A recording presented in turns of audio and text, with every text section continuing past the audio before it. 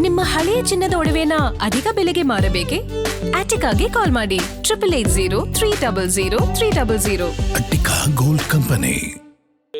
ಆರೋಗ್ಯಕರ ಚರ್ಚೆ ಆಗುವಂತಹದ್ದು, ರಾಜ್ಯದ ಜನರ ಹಿತವನ್ನ ಜ್ವಲಂತ ಸಮಸ್ಯೆಗಳಿಗೆ ಪರಿಹಾರ ಕಂಡುಕೊಳ್ಳುವಂತ ರೀತಿಯಲ್ಲಿ ನೀವು ನಮ್ಮೆಲ್ಲರಿಗೂ ಕೂಡ ಮಾರ್ಗದರ್ಶಕರಾಗಿ ಇದ್ದು ಕೆಲಸ ಮಾಡೋಣ ಅಂತ ಹೇಳಿ ಮತ್ತೊಮ್ಮೆ ನಮ್ಮೆಲ್ಲರ ಸಹಕಾರ ಸಂಪೂರ್ಣವಾಗಿ ನಿಮ್ಗಿದೆ.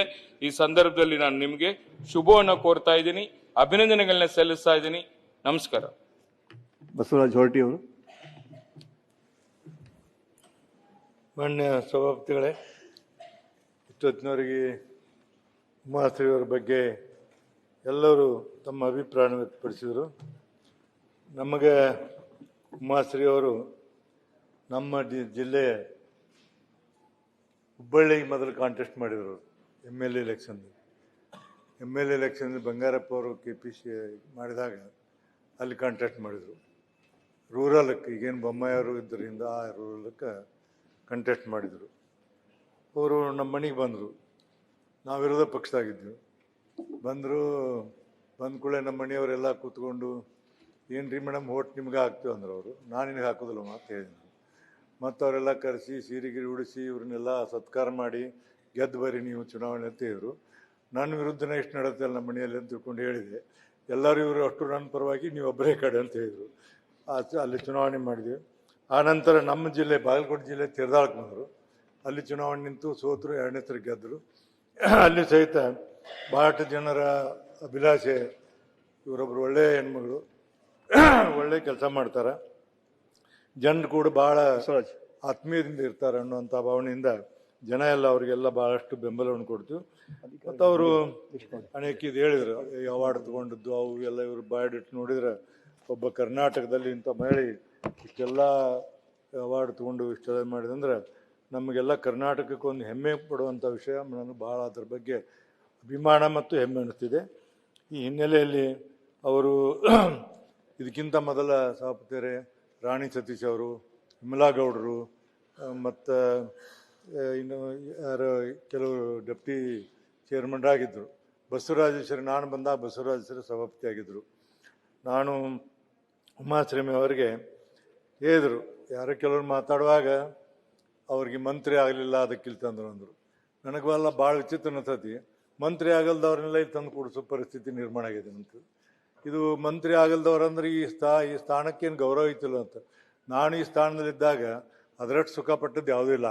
ನಾನು ಮಂತ್ರಿಯಾಗಿ ಕೆಲಸ ಮಾಡೀನಿ, ಸಭಾಪತಿಯಾಗಿ ಕೆಲಸ ಮಾಡೀನಿ. ಸಭಾಪತಿಯಾಗಿ ಕೆಲಸ ಮಾಡುವಷ್ಟು ಅದರಲ್ಲಿ ಇರುವಂಥದ್ದು ಪ್ರೀತಿ, ವಿಶ್ವಾಸ, ಎಲ್ಲ ಜನರಿಗೆ ಒಂದು ಮಾರ್ಗದರ್ಶನ ಮಾಡುವಂಥ ಸ್ಥಾನ ಅದು. ಅಲ್ಲಿ ಯಾರೂ ಏನಿಲ್ಲ, ಅವ್ರ ಮಂತ್ರಿ ಸಲೀಮ್ ಅವ್ರ ಮಂತ್ರಿ ಎಲ್ಲ ಅದಕ್ಕೆ ಸಭಾಪತಿ ಮಾಡಿದ್ರು. ಉಮಾಶ್ರೀಮಿ ಅವ್ರ ಮಂತ್ರಿ ಎಲ್ಲ ಸಭಾಪತಿ ಮಾಡಿದ್ರು. ಏನೈತಿ ಮಂತ್ರಿಯಲ್ಲಿ?